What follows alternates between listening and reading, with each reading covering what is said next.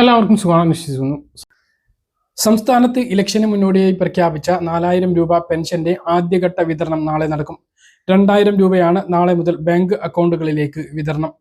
ഇതുമായി ബന്ധപ്പെട്ട വിശദാംശങ്ങളാണ് പറയുന്നത്. സംസ്ഥാനം നേരിടുന്ന അതീവ ഗുരുതര സാമ്പത്തിക പ്രതിസന്ധിക്കിടയിലും ക്ഷേമ പെൻഷൻ വിതരണത്തിനായി വീണ്ടും സർക്കാർ ഇന്ന് കടമെടുപ്പ് നടത്തി 3700 കോടിയുടെ കടപ്പത്രമാണ് സർക്കാർ പുറത്തിറക്കിയിട്ടുള്ളത്.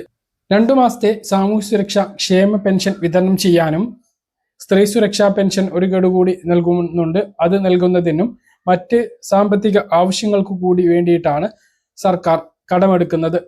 ഈ സർക്കാരിന്റെ അവസാന കടമെടുക്കലാകാനുള്ള സാധ്യത ഉണ്ട്.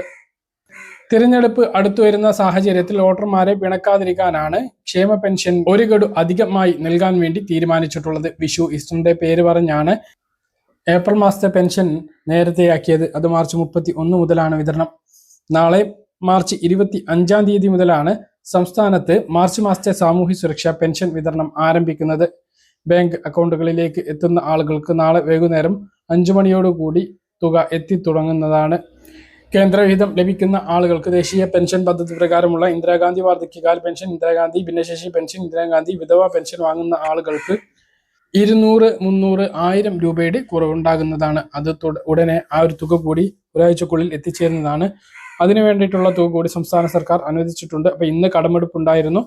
അപ്പോൾ ഇത് മുഖാന്തരമുള്ള പണം നാളെ മുതൽ ബാങ്ക് അക്കൗണ്ടുകളിലേക്ക് വിതരണം ചെയ്യുകയാണ് എന്നുള്ള സന്തോഷകരമായിട്ടുള്ള അറിയിപ്പാണ്. കഴിഞ്ഞ വീഡിയോകളിലൊക്കെ ഈ കാര്യം നമ്മൾ പറഞ്ഞതാണ്.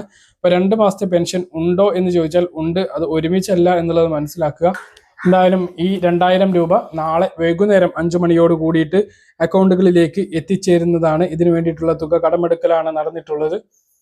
31 തീയതി മുതൽ ഏപ്രിൽ മാസത്തെ പെൻഷനും ലഭിക്കുന്നതാണ്. സ്ത്രീ സുരക്ഷാ പെൻഷൻ അടുത്ത ഒരു ഗഡു നേരത്തെ ലഭിക്കും. ഏപ്രിൽ 9 മുമ്പ് ഒരു ഗഡു കൂടി സ്ത്രീ സുരക്ഷാ പെൻഷൻ ലഭിക്കുന്നതാണ്.